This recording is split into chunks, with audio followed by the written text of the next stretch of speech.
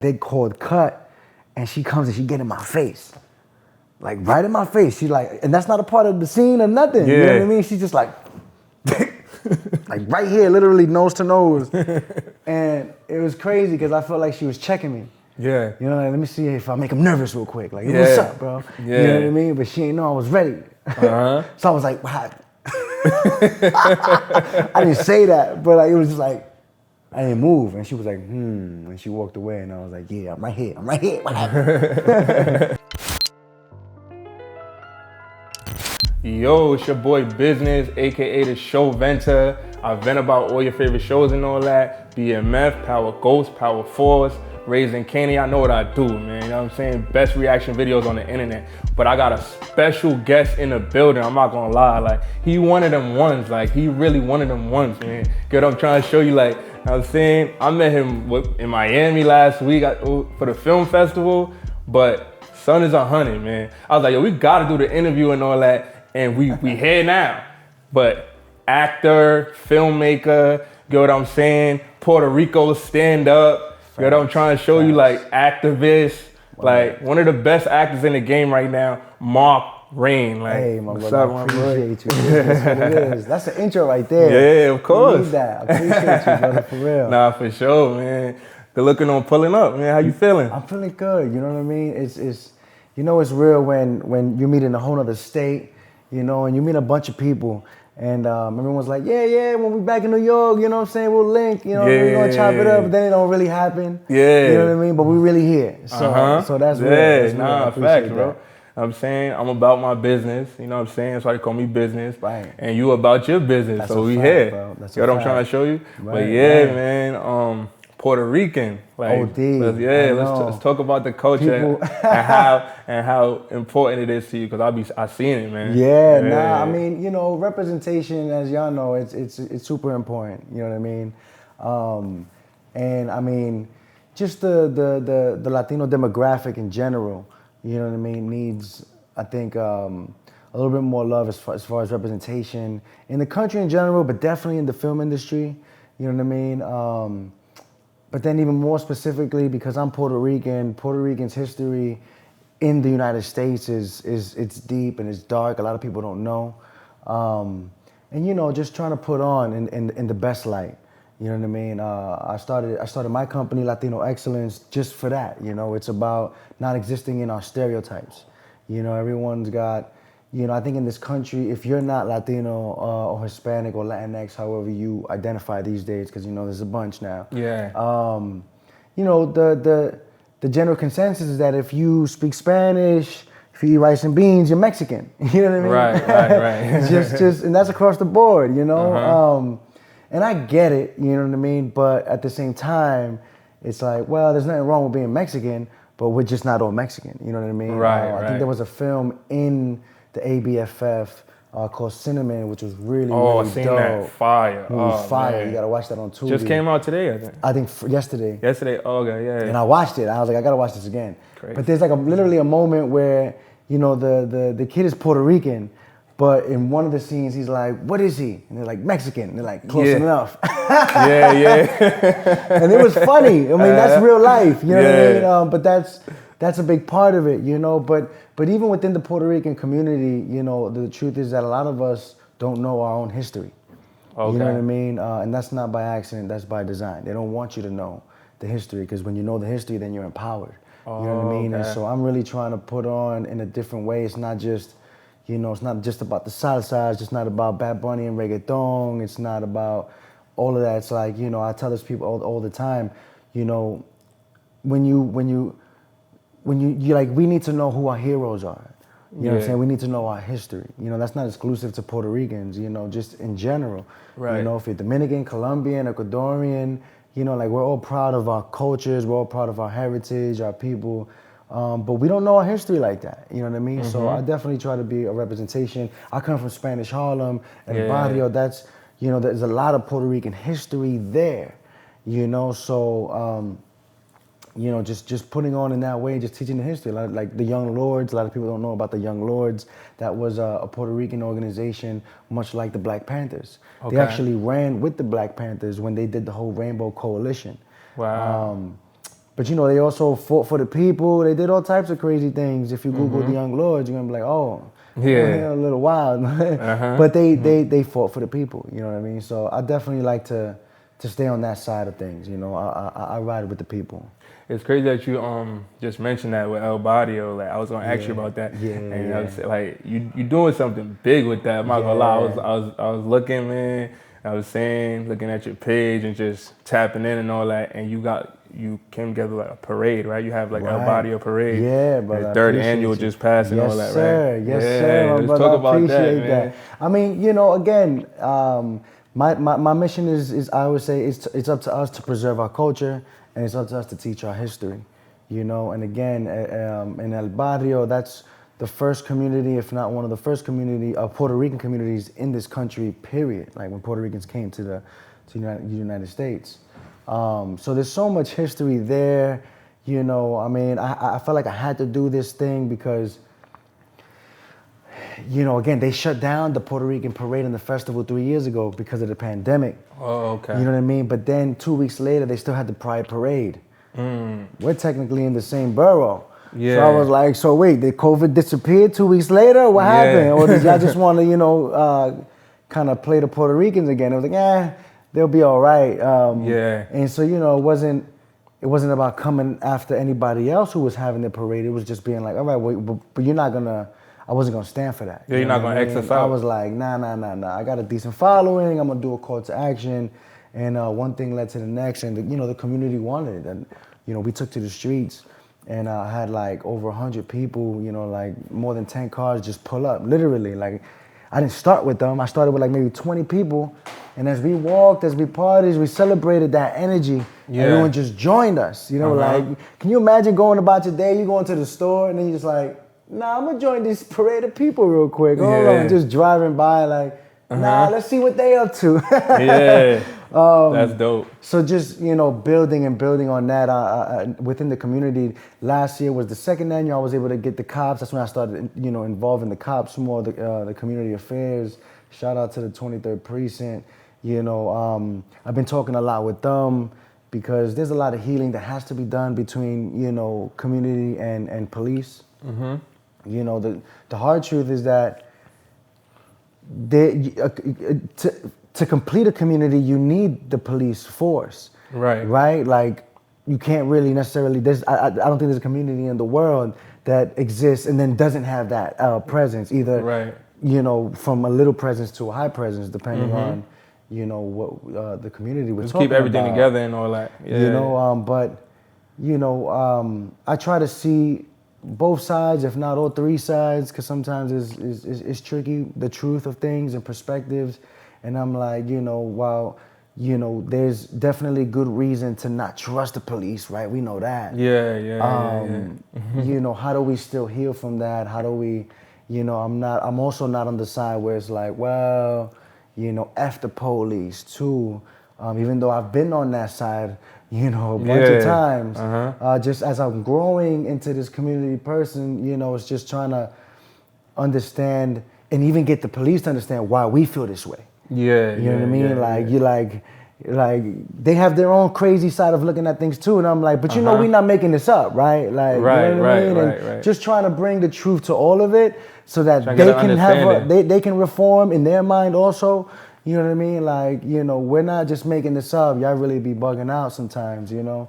And just having that conversation. That's a hard conversation to have sometimes. That's a fact. You know, so just being that involved with the community in any way that I can, because then I got my whole acting career. You know what I mean? And I could definitely be one of those actors that's just like, man, F everybody else. I'm gonna just focus on, you know, just me making it.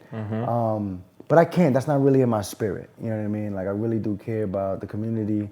I really do care about people. I think I have something about a certain kind of power to connect with people. A certain that comes from my actor, having perspective, having the ability to connect with people on a different way. And so far it's been nothing but positive. You know what I mean?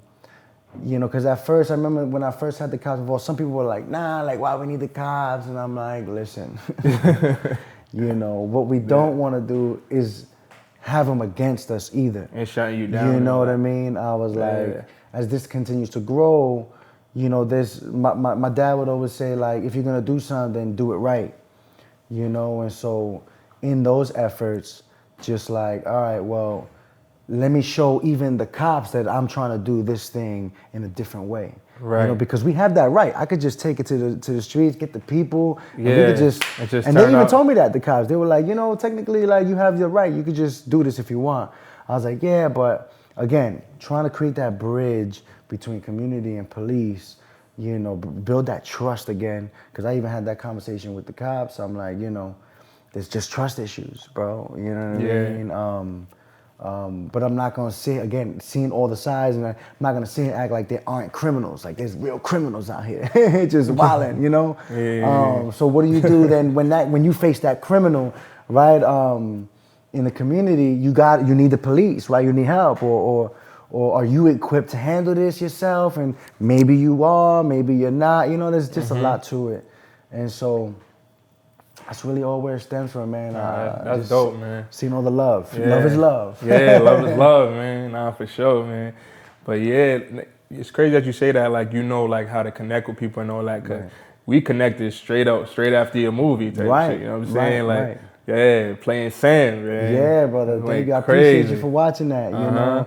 My director and the team there was like, yo, we got to bring Marc, because he's a big networker. I don't even know how he does it. Oh, and I'm just like, you got to just... talk to people. You can't be afraid, man. Yeah. Like, just talk. What's up? What you do? Oh, word, that's lit. Like, let's connect, you know? Bro, that was the biggest question in Miami at the What do you American do? Black Film Festival. What do you do? Yeah.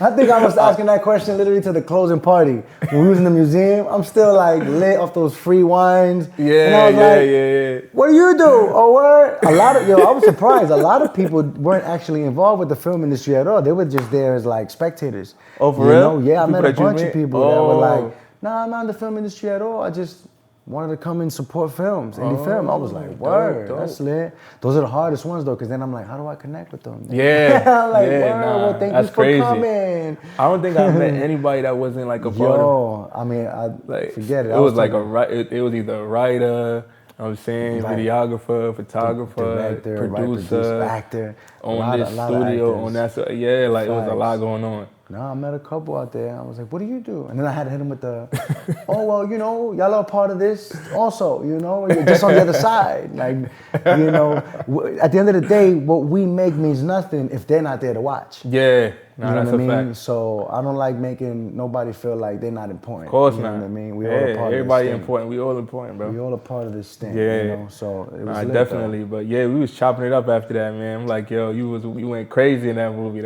That joke, I was crying, bro. Like, you know what was lit? I'll say this, like, before the movie even screened, you know, I didn't know how the turnout was gonna be, because we screened the first day of the festival and it was at 220.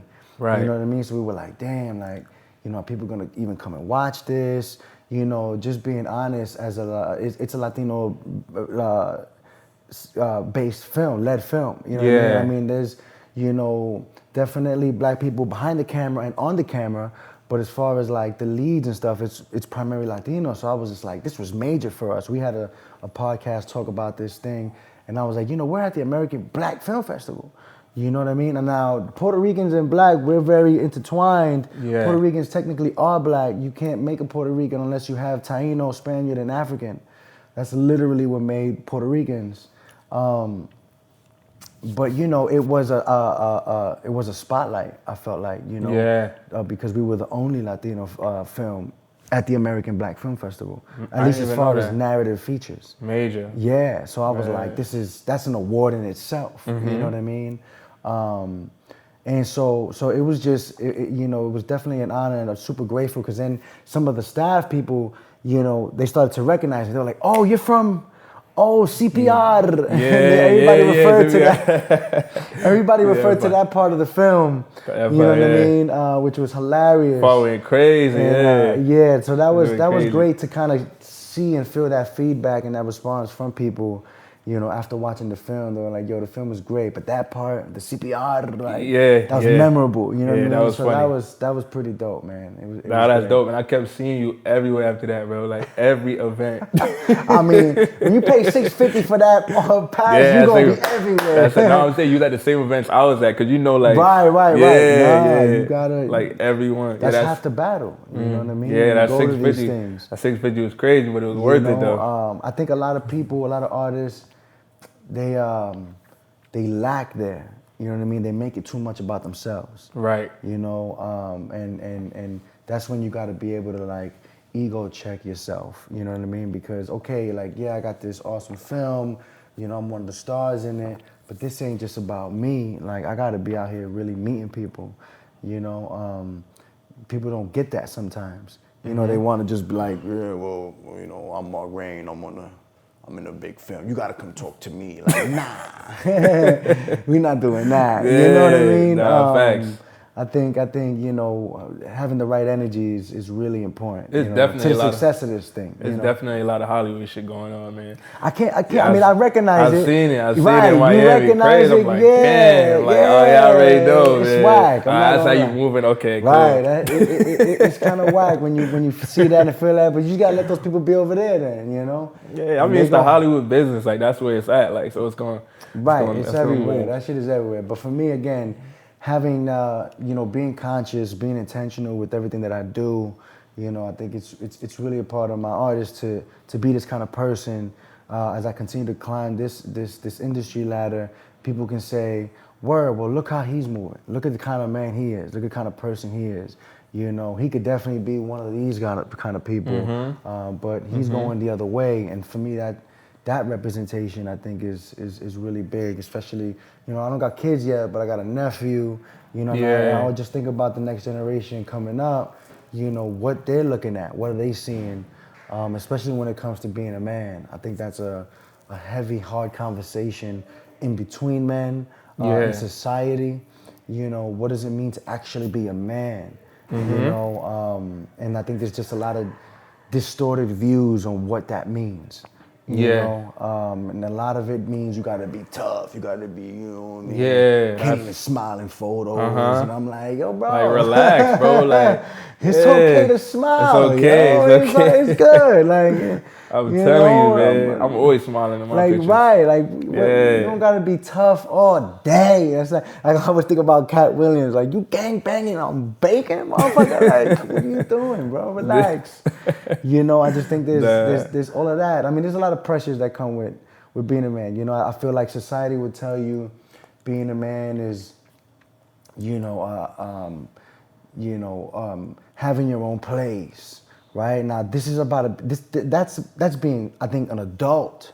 Yeah. Not necessarily exclusive to being a man, right? Women have their own place. That don't make them a man. Right. You understand? Right. That's just a part of being grown. Uh-huh. You know, I think in the hood, like a lot of misconceptions, like, you know, you got a gun, right? But man, there's kids holding guns everywhere. Yeah. You know what I mean? Yeah. So the 13-year-old with the gun, this is a man now? Nah, you know, it's just like a lot of misconceptions, a lot of distorted. Oh, if you got a lot of money, you a man. Like there's millionaires. Oh, you real. You got my money, you real. You know, it's just like none of these things have anything to do with actually being a man. You know, and the definition of that. And I think it's interesting because in on TV or in public, we can listen to a lot of conversation on what it is to be a woman. Right, but there's not that many conversation on what it means to actually be a man, you know, and not to get too heavy or deep into that. For me, I think it's just about being honest. You gotta, you know, it starts there. You gotta learn how to be honest. I think that's one of the greatest things, and that again isn't necessarily exclusive to being a man, because humans should just be honest in general. Nah, facts. You know. But I think what separates a man from like a boy is this kind of quality. You know what I mean? That's what makes it really real. You know what I mean? But anyway, not getting too heavy into all of that. Nah, like I'm not gonna lie. Like you teaching right now, bro. Like I'm not gonna lie. Like you know what I'm saying, I'm learning. You know, just again being conscious, having a higher level of understanding. I mean, there's a lot, you know, but I think like Maya Angelou said, like you got to just be the change, you know. So that can be really hard sometimes because, you know, we want to have these conversations, we want to say these things. Yeah. But you know, not everybody's gonna receive it. Mm-hmm. You know, as maybe as much as like seeing it, like, oh, okay. No, that's a I fact. see how he's moving. I see how he's doing. Yeah, so you things. just got to be the example, like. Right. Yeah, but I wanted to get into how did you get into acting? Oh, Cause man. you've been doing a lot. You know what I'm saying? Like a lot of different things, consistent. You know what I'm saying? Like working on mad different projects. Like you got stripes. Like I mean, you talk gotta about it. keep going, right, my brother? Gotta keep I going. bet. That's one of the main things, man. I've been acting now for 13 years. You know, before that, I did an associate's in mechanical engineering. Okay. And so I did that first. My dad's an engineer. I was really good at math. So, you know, the idea was from a creative place. You know, I thought I was gonna design cars. Okay. Because mechanical engineering is not mechanic. Okay. You know, mechanical engineering is literally everything. Like that light stand, those hangers, everything you could see, it has a layer of mechanical engineering. You know, and so then I don't know, man. You know, to keep it, because it's a long story, but to keep it short, it was kind of a calling. I was pursuing my bachelor's at the time, and my spirit was just like, this ain't it. Mm-hmm. It was just like, this ain't it. You got, you know, there's a theater department, you know, 2 buildings away. Maybe you should try acting. And I didn't grow up with that idea of like, I want to be an actor, you know, I want to be an artist. Like that wasn't it. You know, that kind of just hit me. And then I've been spiritually in tune with what that inner voice is saying, what God is telling me. And I was like, really? Acting? I was like, all right, let's go try it. I swear to God. I went, got up in the middle of class. I'll never forget. I was like, yeah, this is not it. I had one of those brolic binders. Yeah. I went to the theater department, walked to the first office, and I was just like, I want to try this acting thing, you know? And they were like, damn, you're a day late because the deadline to switch a major was yesterday. Oh, wow. And I was like, shit. I was like, man. But then, I don't know, they saw something. They was like, well, let me get your stuff. Let's see what we could go do. And then he came back and was like, you're now a theater major and you're late for your first class, acting 101. I was like, oh, bad. So what did you show them, like, or they just like picture type out? I mean, I don't know. They saw energy. He saw whatever he saw. He was like, I don't know. Let's see what happens. And oh, okay. I'm lucky. I'll tell you that much. I can tell you that much. I'm definitely, you know, I feel very blessed a lot of times, you know. And so, man, I hit the ground running from that point on. Like, I just knew this is what I wanted to do, that feeling. I think what really, really drove me into it was seeing the magic and the power of storytelling, right? Because films is just storytelling. Right. Art, ultimately, is just storytelling. Film, making movies is just one medium of that, you know?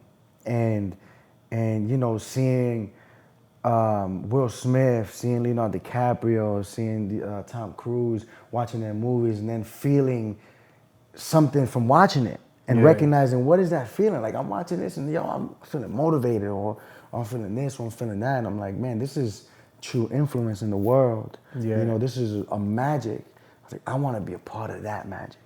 Right. You know what I mean? I was like, I want to be able to create something and tell a story, embody a role, and somebody watch it and be like, shit, like, I'm moved. Like, like, let's go do something. You know what I mean? Facts. Whether this made me sad or introspective now about my life, or this made me happy and made me feel better about my life, right? Because it's going to have different effects depending on the movie.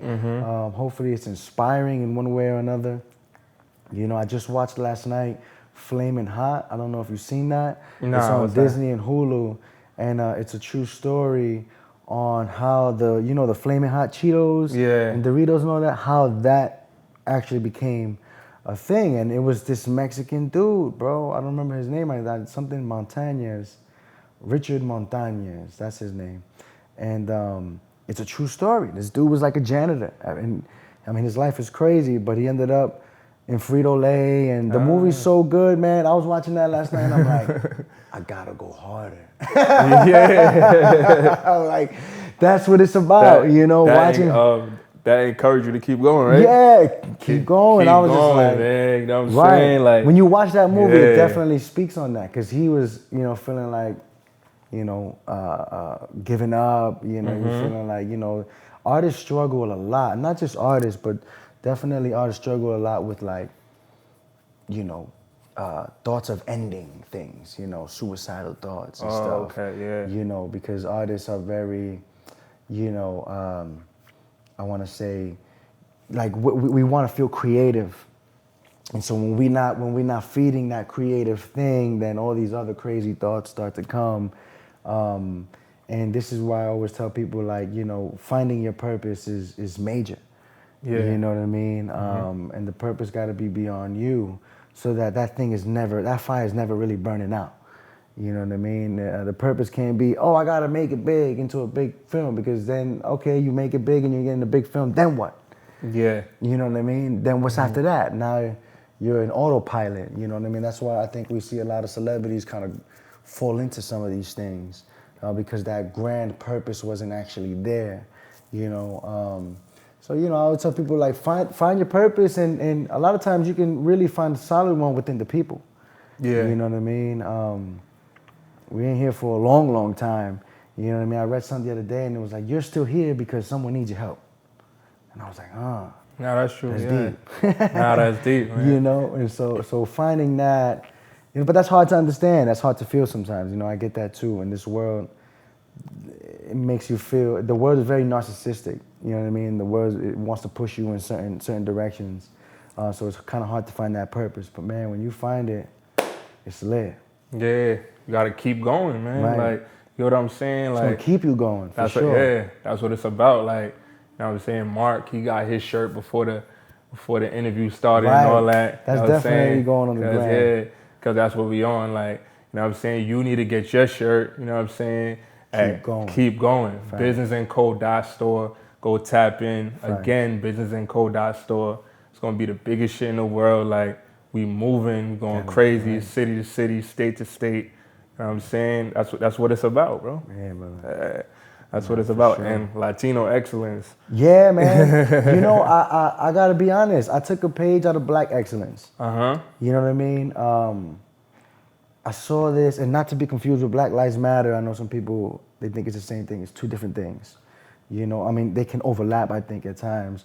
But to me, what I felt Black excellence was, it was Black people giving flowers to Black people because they felt no one was gonna do it for them. And I thought that was beautiful. You know what I mean? Because at the end of the day, we have to invest in ourselves. And it was buy Black, build Black. Yeah. I mean, it still is. You can see that all over in the ABFF. Right. And I think now we can look back since the beginning of that and see a certain type of result in the United States, where it's like, man, there's Black billionaires everywhere now. Black businesses are thriving. There's just Black everything. Black Hollywood and ATL. I give a lot of flowers and kudos to Tyler Perry. Yeah. Now I'm not the biggest Tyler Perry movie fan. You know what I mean? But I recognize his efforts. Where he said, man, I'm not the biggest A-list actor. I'm maybe not making the most money, right? But I got enough money to buy this land and build these studios to make just Black movies for Black people. I think there's something really powerful in that, whether you hate or love his films, what he did for the Black community, especially in the industry, was that. Now there's a whole market in ATL. Yeah. You know what I mean? Before it was just New York or LA. Yeah, that's true. Yeah. You can go to ATL right now and you're gonna be working. You know what I mean? going crazy right now. And so I saw this as like a working formula. I was like, man, that's beautiful. I was like, well, how can Latinos get to that? How do Latinos now build, essentially our empire in the States? How do we invest in ourselves? It's a little tougher, I want to say, only because we come in a vast spectrum. Right? Where Black excellence was beautiful, where it was because it didn't matter if you were Jamaican, Ethiopian, Black American. If you got Black skin, you're Black excellence. Now we have Black Latinos, but not all of us are Black. I'm like a beige. I can get real nice and tan. You know what I mean? But then I got family members that look extremely white. You know what I mean? We got Latinos got brown hair, blonde hair, curly hair, straight hair, dark eyes, light eyes. I mean, like, we literally come in all in all shapes and sizes and colors, and so it's a little, we can't just necessarily stand on the skin color the way Black excellence was able to, right? So how do Latinos connect? How do we come together? Because there's 21 different countries at the same time, you already know the divide and conquer is heavy, so they put us against us. We suffer from ego a lot. Yeah. You know what I mean? Where it's like, nah, it's the Puerto Ricans, nah, it's the Dominicans, nah, it's the Colombians, no, the Cubans, the Ecuadorians, and everyone's like trying to fucking one up each other. I never knew that. That's you know crazy. What I mean? And it's like, nah, we the best, no, we the best. And it's just like, that's crazy. how do we come together and really start to buy into ourselves? You know what I mean? In the industry specifically, in the acting industry. In the acting industry, Yeah. in the filming industry, like, there's a lot of talk about, the Latino representation, right? You could just look at John Leguizamo and you get a whole bunch of information. He's been talking about it. That's his career right now. I mean, he's doing movies, he's doing stuff, but he's like the face of Latinos in the industry, which I'm 50-50 with, if I'm just being real about it. Because John Leguizamo in my life has been a big inspiration to my comedy, to just all of it. But at the same time, again, I just look at at a Tyler Perry, and he wasn't just talking about Black representation. He was like, I'm gonna just make these studios and we're gonna greenlight ourselves. Yeah. So I'm like, where's the John Leguizamo Productions? Where's the Latino Excellence Studios? That's only greenlighting Latino stories for Latino people, whether they're good or bad. Where's that at? So it's really frustrating for me because I'm like, I get all the talk, it sounds nice, but you can't tell me you've been in this industry this long, you don't have enough people, enough money to make this kind of thing happen. You know what I mean? So that's where I'm like, well, I'm not gonna hold it against John Leguizamo or any other Latino that exists in the industry. You know what I mean? Because it's not just John Leguizamo. You know what I mean? There's a Benicio del Toro. He's been in the industry for that long. He's Puerto Rican, but how many times have you seen him wave a Puerto Rican flag? There's a whole J-Lo in the world, all the way up there. Only time she want to wave a Puerto Rican flag is when it benefits her. And I hate to say it, you know what I mean? But we hold these people high up. We've helped them build their careers to a certain platform. And so, like, where's the give back? You telling me J-Lo don't got money? You got to be that guy, man. There's a clip that came out recently, and it was really bad for George Lopez. You know who George Lopez is? The comedian. There's this new up and coming comic. His name is Ralph Barbosa. Really funny dude from Texas. He's also Mexican. And there was this clip of George Lopez on a podcast talking about, I guess, whatever they were talking about. And the podcaster had mentioned, he was like, yeah, like the new up and coming rising talent, we got to create space for them, like the Ralph Barbosas. And George was like, why are you even saying his name? He was like, what? He's like, what do you mean? Like, I think he's great. I think he's up and coming. And George is like, nah, but, they got to make it on their own type of thing. You know what I mean? Man. He was like, what? Right. And that was George Lopez's energy. He's like, nah, like, I get all that, but nah, make it on your own. Don't expect me to help you up. Like, I was like, and so he got mad. He got really bad press. He, ultimately, he apologized privately, which I wasn't a fan of. I'm like, the disrespect was public. The apology should have been public. But I guess that's just me. Yeah, I feel you, man. You know what I mean? But this is what I mean about our community, where it really is a crazy crabs in the barrel still for us. Damn. Where we're not, my mentality, this is what Latino excellence is I'm not banging on the Hollywood door to be like, we need more representation. Yeah. It's like, nah, let's build our own. Yeah, that's what you got to do. You know what I mean? So that then they're knocking on our doors and be like, okay, we understand, we see it. And again, in a big way, like Black excellence did. You know what I mean? Because, it wasn't until, these movies started to prove that they make a lot of money, that then Hollywood wanted to come around and then do Wakanda and do Black Panther. Yeah. You understand? And I get it. That's what they do, right? You expect that from Hollywood. But at the same time, it wasn't you know, I saw the initiative from black people to say like, well, we're gonna do it ourselves then. You know, so I was like, I gotta try and do That's that. how you gotta move. Like, You know what I it's mean? like, I think somebody said it. I forgot who said it, but nah. Matter of fact, you know, motivation speaker named Wallow.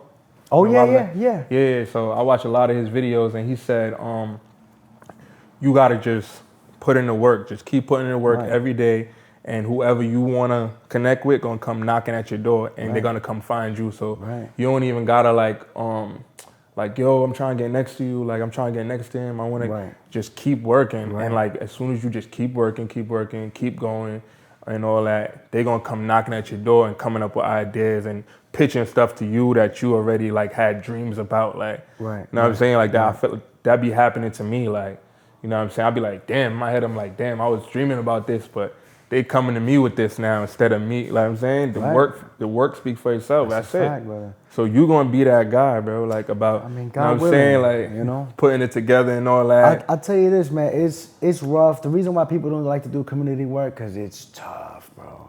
Dealing with people, I'm not gonna lie, man. Like, you know, you gotta be a really strong individual, especially mentally, because dealing with people's egos, dealing with people's things, you know, they see like a young looking dude coming up, you know, trying to bring the people together, and if they're older, forget it, you know, like they're like, nah, I've been doing this for 30 years. That's and what I'm like, saying, yeah. You know, so it's like I'm dealing with things like that, and I'm like, I don't get it. Like, I'm literally trying to help put us all together. You know what I mean? But you'd be surprised, man. Everybody you not know? on that, bro. Like, it's like, Like, nah, it's just about me, and I get it, but like some people somebody got to do it. Yeah. So I'm trying to do it. Yeah, people, I always had that problem too. Like, I be trying to just like want bigger for people, but you know what I'm saying? Like, but they think that you trying to like be bossy and like, type of shit like that, whatever. That's why I just be moving. Like, I'll move by myself. Like, if I could just, if I want to get some shit done, like going to the, American Black Film Festival. I pulled up Dolo. I was like, yo, I'm coming out there. I'm a network. I'm going to push it together. You know what I'm saying? And we met out there. Now we doing that podcast right now. Like, it's still just the beginning, my brother. Yeah, Facts. it's just the beginning. And we going to end up working on something in the future. You know what I'm saying? Put it together, make it make sense and all that. So you just got to move, bro. Like, make it happen. That's it. Yeah, and again, just trying to move in purpose. You know, and intentionally, conscious, you know, because again, you know, Latino excellence is to say, like, you know, we're in everything, we're everywhere, we are excellence. You know, I'm trying to push to get us, you know, not functioning in our stereotypes. You know what I mean? A lot of times when like I do a lot of events and they be like, oh, well, you know, you got to start it like tell them an hour early because you already know Latinos, they're going to be late and da-da-da. And I'm like, I get it. Yeah. But we don't gotta live there no more. You understand what I'm saying? Like, this is like, I'm striving and pushing people to be better. Let's be excellent. You know, if it's 5 p.m., it's 5 p.m. sharp. I shouldn't have to tell you 4 p.m. so that you can get there at 5 p.m. Yeah. You know, and I think that we've just gotten so comfortable in the stereotypes, you know, of our own people that we don't know how to exceed. You know, we don't know how to get past that together. You know, even when I watch films, you know, like Flamin' Hot is a great example because it's an actual human story of a human being, you know, persevering, you know, not giving up, you know, and he just happens to be Mexican. You know, that's one of the most important things for our storytelling in the industry, where like before, it just felt too saturated with culture. You know what I mean? It was like, well, here's Mexican culture, like the quinceañera or the chancleta joke. You know what I mean? Like all these really cliche, stereotypical things. It's like, we get it, but it's more to it's more. You know to what it. I mean? Like let's move on from that at this point. You know. So yeah, my brother. I mean, I did this last year, so I'm trying to, you know, push it. It's been rough. Yeah. But you know, as you know, it's also worth it, you know, because people recognize the push that I'm doing. And you know, I think this is like a big grassroots movement kind of thing, and it's gonna take probably my whole lifetime, to be honest. You know what I mean? And I'm okay with that. You know?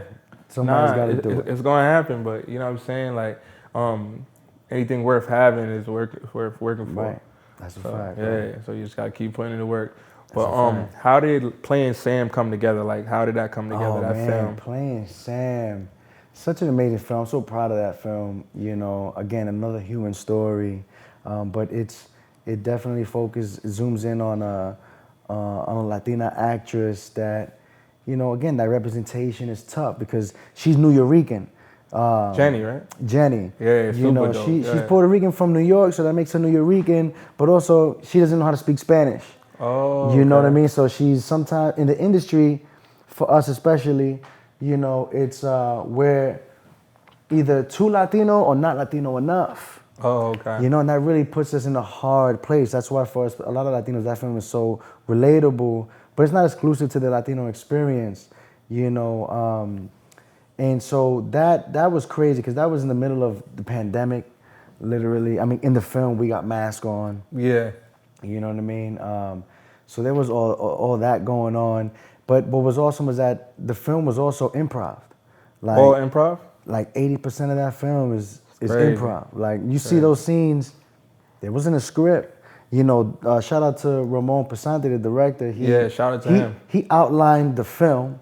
You know, like he knew what the film, like for the most part, what he wanted.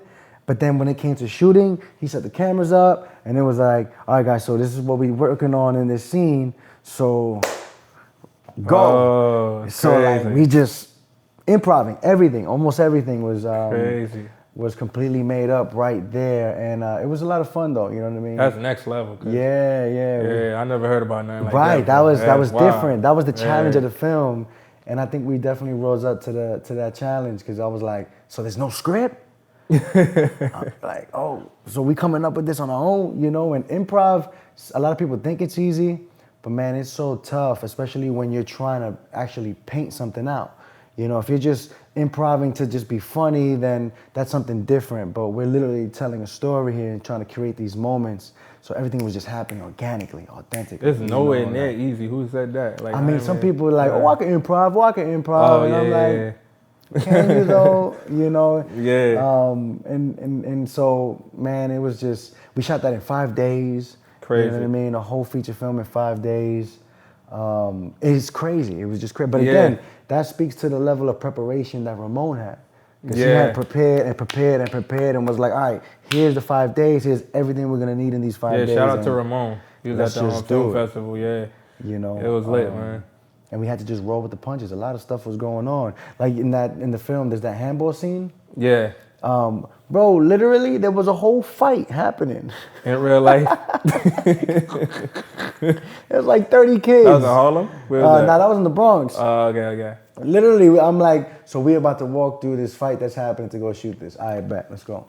And so we're walking through with all the big cameras, and they're like beefing, crazy. Damn. I was like, are we gonna shoot this right now? That's crazy. Like, all right, let's go. But we were running out of sunlight. We had no other day to do it. So it was like, we got to. You know what I mean? Like, just let them fight over there. We're gonna just shoot our movie over here. So it was crazy, you know. That dinner table scene, that was like my favorite part. Oh, right. Yeah, when she spazzes on me. Yeah, that was crazy. I love that because, 100. again, that was improv. Like, there was no lines. You know, we knew what had to happen in the scene, but we didn't know specifically what was going to be said, how we were going to get there. And I love that because in the beginning of the movie, she has that kind of similar scene with the ex-boyfriend who like sits there, literally says something similar, like, "Well, I booked Law and Order," you know, and it was with your help. Thank you so much. So she kind of has that same moment again with me. Yeah, that's where that frustration comes you gotta from. Catch it from. Like, you got to be paying attention to it to catch that. Yeah. Right, you know what I mean? So it's like such a great scene, man. I love that. Yeah, she did great, man. Both of y'all went crazy in that. Jenny Yeah, she did great. Shout out to Jenny.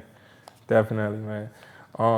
Law and Order, man. You just mentioned that, man. Facts. Damn, I'm not gonna lie. That's a major move, bro. Major. Like, yeah. You know what's crazy? Literally driving here, I drove past the studio. Just now? The Law and Order studio is like 4 blocks away from here. From here? Right from here. That's crazy. Bro. Literally, I was like, oh, this is where I shot Law and Order. right by.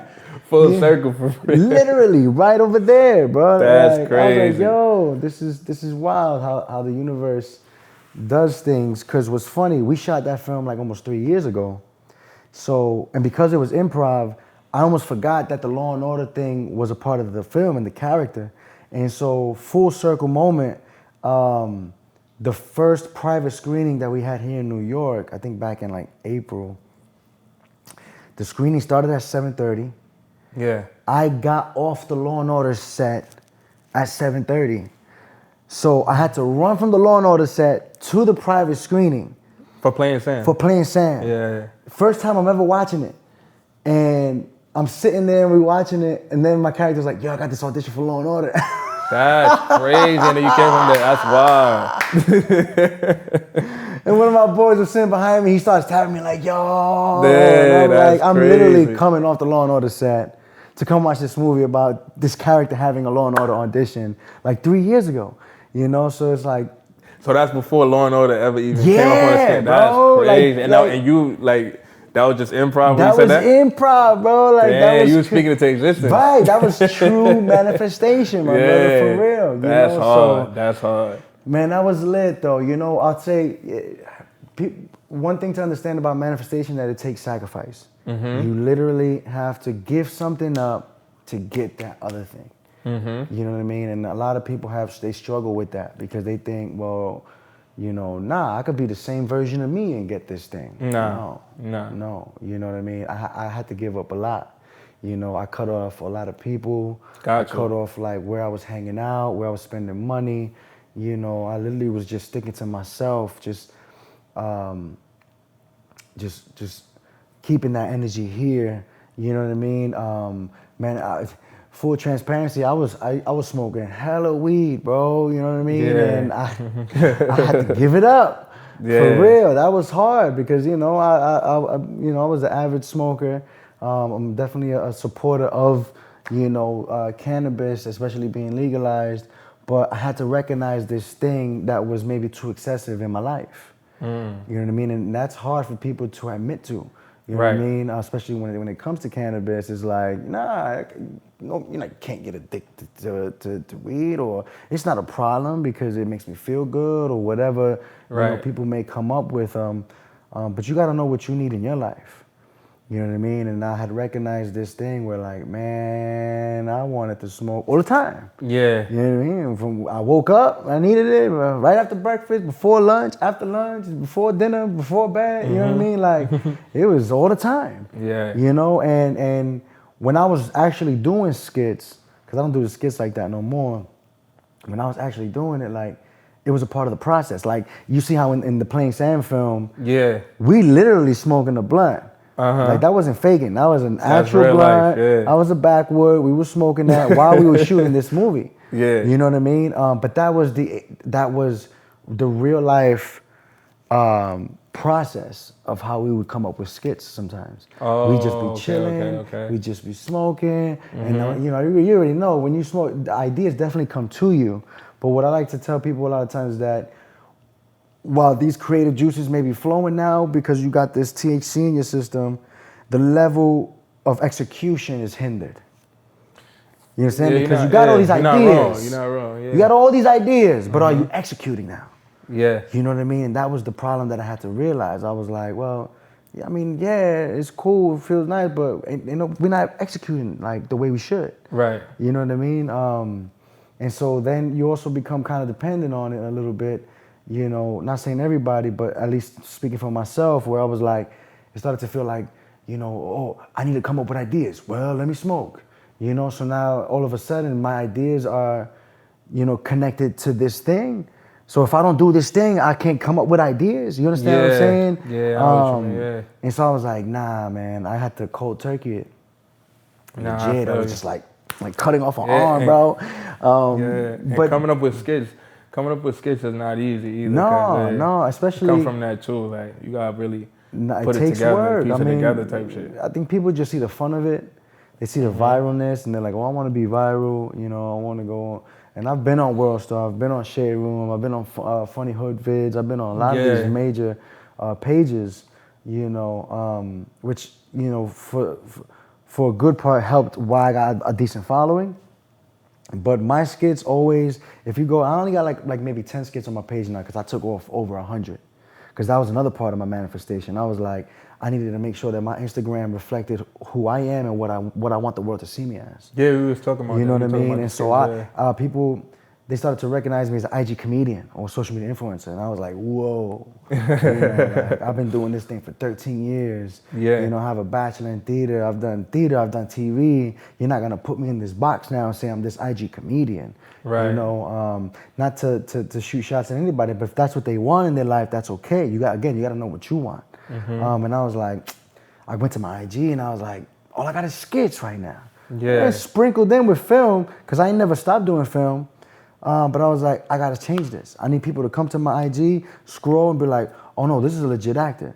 Oh no, this is a star. Look at all these film. Like, it's film. And so I went back, man, and you know, like I said, I cut people off. I cut where I was hanging out. I cut out smoking. I took all these, like over 100 skits off my page. I left only the best, like my favorites. Like if you go to my page and scroll down a little bit, you'll find like 10 skits that I got on there. I see the one with the flag when you was when you have the shirt on and you had the flag. Remember? I forgot in the shower? What are you talking about? Yeah, I think. Yeah, I know, right? Like, in the shower? That one too was funny, but I think it was Puerto Rican Day Parade one. I'm not sure. You had like no shirt on or something. You had the flag. It was one where you had the flag on. Right. I mean, I got like two, but I definitely got one. Like, you got to see, I got like, you know, I did a lot of, for example, my skits I always wanted to make sure that when I did my skits, they felt more produced. Right? It's not like, again, not to take shots at anybody that does it this way, but it's not a point and shoot situation. It's not like, yo, record me real quick while I just do this wild thing. Oh, either nah, on the train or on the street. Yeah. You know, it's not like, you know, we're just gonna record both of us real quick, just talking some smack or whatever. You know, like, because I have the background in filmmaking and I'm an editor, I've done all of it. You know, when it comes to filmmaking, all my skits feel more produced. Even when they were 15 seconds long, I needed to make sure that there was an arc in 15 seconds. There was a beginning, there was a middle, there was an end, even in 50 seconds. Then when they extended it to a minute and now a minute and a half, I was like, you could do a damn near short film, you know what I mean? If you do it right. You know, so I wanted to make sure my things had camera angles, there was editing, there was audio, there was much more produced. You know, this was like more of a sketch than it was a skit. Right. You know, and so, you know, unfortunately, in the social media platforms, that format wasn't the greatest setup to get the most views.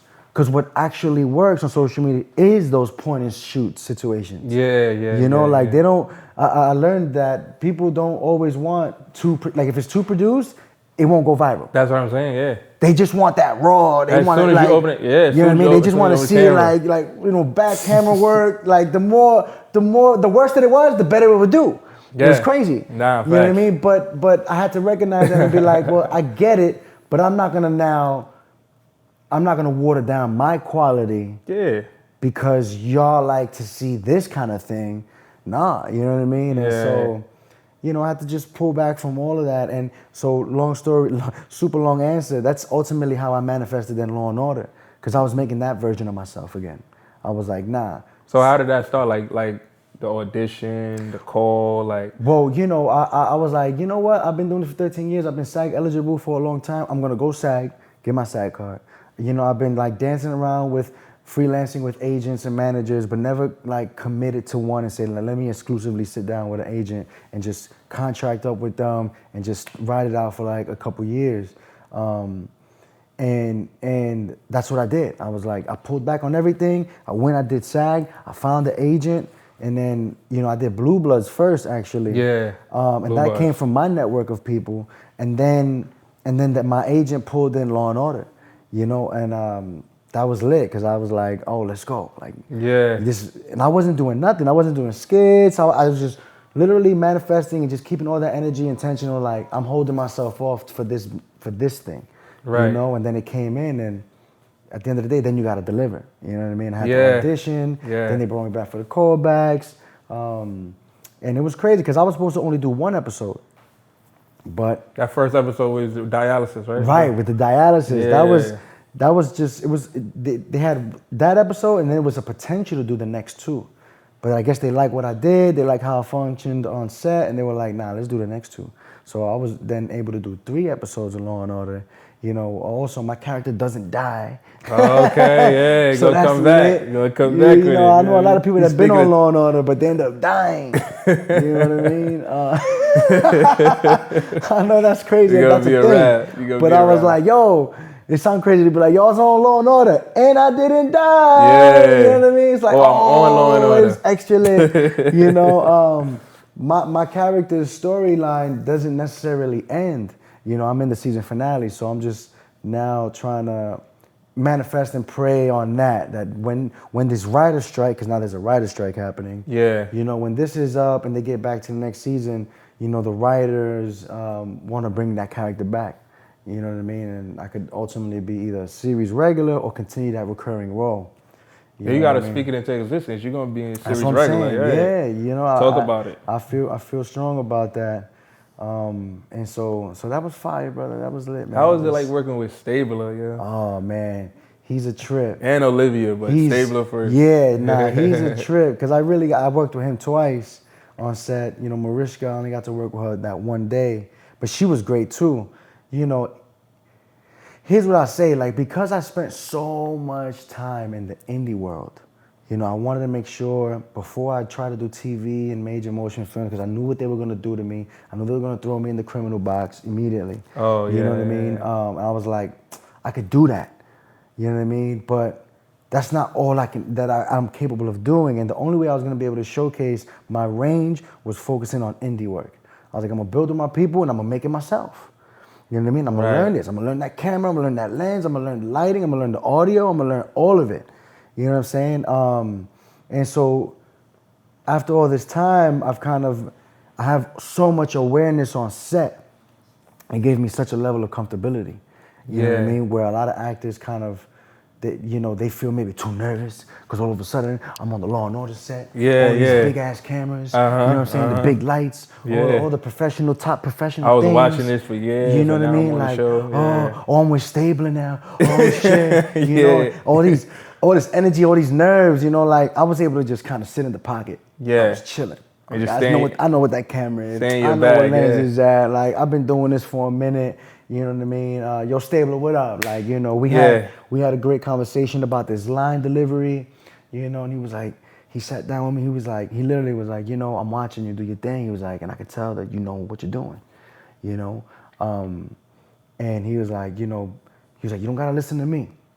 I was like, but this line right here, like maybe if you want to try to color it this way, da-da-da. So we went back and forth, and I was like, yeah, I thought about that, but I didn't want to foreshadow to the audience like I wanted to fool the audience. He was like, He literally was like, nah, but fuck that. Like, that's how he said it. He was like, nah, but fuck that. He was like, you got to give yourself permission to do whatever you want. I was like, you know what? Heard you. I was like, you know what? I got you. I was like, this next take that we do, I'm going to do it how you just said. He was like, all right, bet. As soon as they called cut, he was like, He was like, He started pumping his chest. He was like, that's what I'm talking about. That's crazy. And I was like, I got you. I told you. Yeah. And we played like the first take we did. You know, you gotta wait till they call cut. You Yeah. gotta stay in character. So I said my final line. The scene is over, but we just stay in the character, just waiting for the cut. And Yeah. before they call cut, he's looking. He goes, that green looks good on you. Because I had the green like That jumpsuit. sound like him too. That's You know, him, so yeah. everybody starts laughing, and that was like, oh, that's what we doing. I was like, bet, because I like to play too on set. Yeah. You know what I'm saying? So I was like, I'm gonna get him back. I'm gonna throw that ball back. I got you. But I waited to the last take. Now he did it the Okay. first take. I waited to the last take. Yeah. Killed it, and we waiting for the cut, and then I go, I like that tie. Simple, but everybody on set burst out laughing because nobody expected me to throw the ball back to him. Yeah. You know what I'm saying? Uh-huh. So it was lit. So then when we got to the next day to shoot, and I was now with him and Mariska. Olivia, You know, yeah, Olivia, Olivia, like yeah. I'm with these two TV icons Crazy. in one scene. I was curious to see how that was gonna go. And that was interesting. You know what I mean? That was interesting because I'm big on energy. And just, I tell people all the time, the body language is the language of actors. That's what we're fluent in. You know what I mean? We have to understand body language. And so I see her get on set, and Stabler comes right up to me. He's like, yo, it's good to see you again. Like, how you feeling? Da, da, da. And I'm like, nah, you know, I'm ready, feeling great. Da, da, da. She come on, she's just meeting for the first time. And I could feel her, like literally in my peripheral, I could see her like, who's this kid? Oh, okay. Like, who we got on set today? You know what I mean? And I felt it, and I was like, all right, like, go ahead, do your thing, because I'm here. Like, it's going to be all right. You're going to find out today. Yeah, you know what I mean? yeah. And so we started rehearsing, and then just to see her and Stabler and Chris Maloney, you know, see their chemistry on set, see how they playing with each other. I mean, they've been working with each other for years. You know, forever. Yeah. So just seeing, and I was like, this is really fun. This is a fun set. We all making jokes. We all cracking jokes. And I remember at one point she came up to me and like they called cut and she comes and she get in my face. Like right in my face. She like, and that's not a part of the scene or nothing. Yeah. You know what I mean? She's just like, like right here, literally nose to nose. And it was crazy because I felt like she was checking me. Yeah. You know, like, let me see if I make him nervous real quick. Like, Yeah. what's up, bro? Yeah. You know what I mean? But she ain't know I was ready. Uh-huh. So I was like, what happened? I didn't say that, but like, it was just like, I didn't move. And she was like, and she walked away and I was like, yeah, I'm right here. What happened? So it was great. Then she came up to me at one point, you know what I mean? And she was like, yo, I really like how you delivered the scene. She was like, you did great. So it was great, man. I feel all around, the writer, you know, Candace, she was great. She came up to me and was like, yo, you really did your thing. You know, she was like, Chris Maloney came up to me and was like, I like that guy. So I was like, word. Well, that's official. If you bro. get that cosign, Yeah, you already I'm know. telling you, bro. You was getting cosigns like crazy. Right, so yeah. Grateful for that, man. Now they see the work because you didn't skip no steps. Like from what I'm like finding out now, you say you did the indies first, you know, right. like, you know what I'm saying? We was doing skits before that, Right. you know what I'm saying? And you always had like the, you know, the acting, the theater background. Right. And you working on the indies and really like putting that work in with that. Right.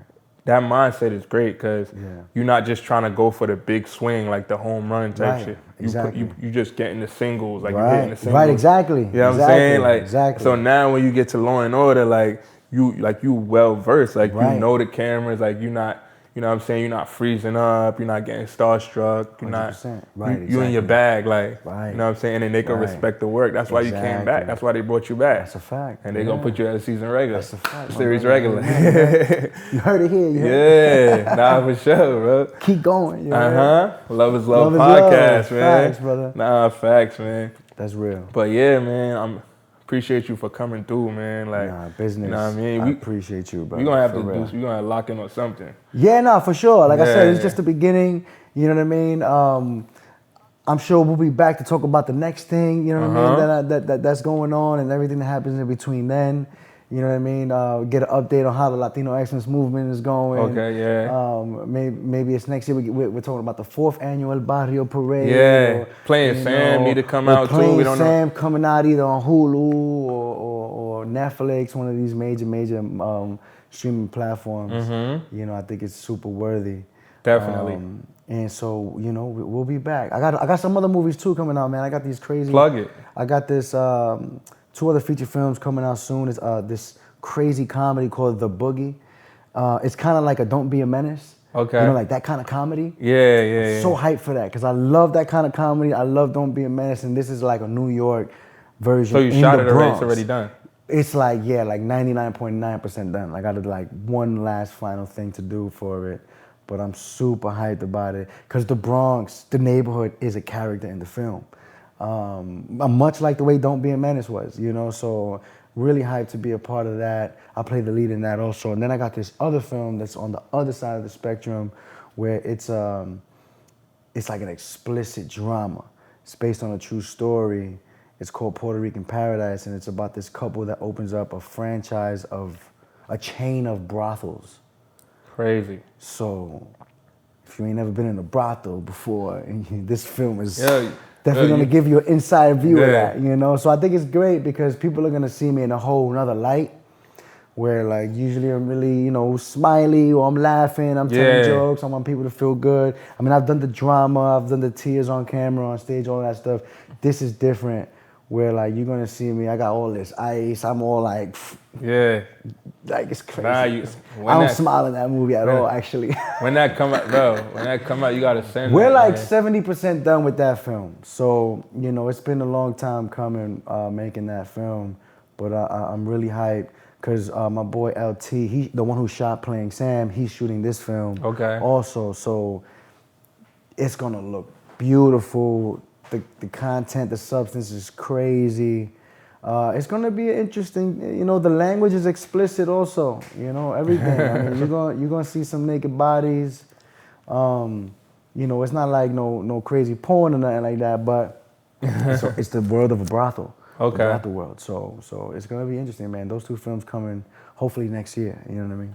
Nah, that's dope, bro. You gotta send the link for that, man, for the premiere parties and all that. Oh, I'm gonna pull for up. sure, brother, for I was sure. saying, Playing Sam too. When that drop, you gotta let me know. I'm gonna slide out there. Right now, we just running the festival circuit. So the next one coming up is like in 2 weeks at the Michaud Film Festival, which is we in talking LA. about LA. Yeah, when she was talking about the other right. joint. Oh, right. In the chat, you talking about, right? In the chat, yeah. The Michaud Film Festival is huge, man. That's gonna be the LA premiere, but.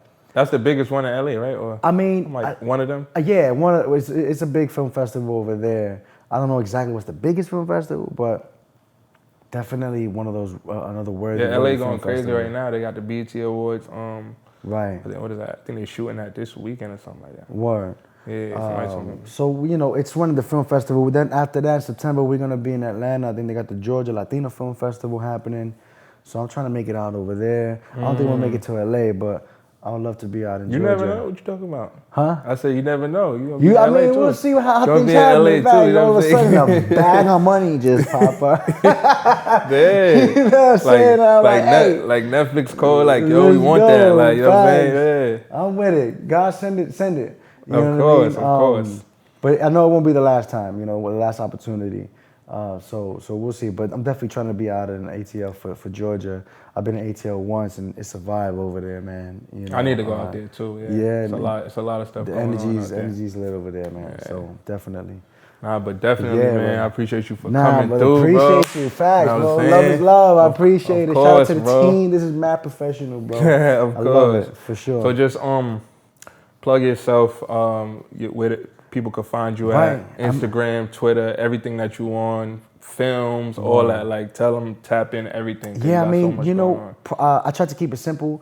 I'm on Twitter, I'm on TikTok, you gotta talk your shit. Because you gotta do all of that stuff. But where you can really, really find me, where I'm really, locked in is on Instagram at Marc with a C, MARC _Reign, REIGN. You know, Instagram is where I primarily put all my stuff. Because it gets too crazy, bro. It's just me. I do a lot. I can't be Twitter and TikTok and Facebook and LinkedIn. And I'm like, it's too much. I keep it simple. Follow me on Instagram. You're going to get all of it. I'll update my website too, marcrain.com. But, you know, hopefully I'm going to be on the screen near you soon. So, stay locked in. You will be on the screen. Yeah, but you know what I'm saying? Yes, definitely. Sir. But you already know, man, it's your boy Business, Instagram, business moving. I'm saying Twitter, business moving. TikTok, business is moving. YouTube, business moving. I'm saying keep going. businessandco.store, go tap in. Love is Love podcast. I had to have Marc Reign on here. Yo, what I'm trying to show you. Brother. He gonna be on he already on another level now. Appreciate that, brother. You know what I'm saying? A couple months, something like that, he's out of here. So make sure, remember where he was at now. Love is Love podcast. We don't do nothing little, nothing small. Everybody can't come up here. Get what I'm trying to show you. Every guest we going up and up. Love is Love podcast, all the networks. Y'all gotta come talk soon and all that, cause you know what I'm saying, we going up. Yes, sir, my brother. Thank you again. You're ready, son. Yes, sir. Yeah.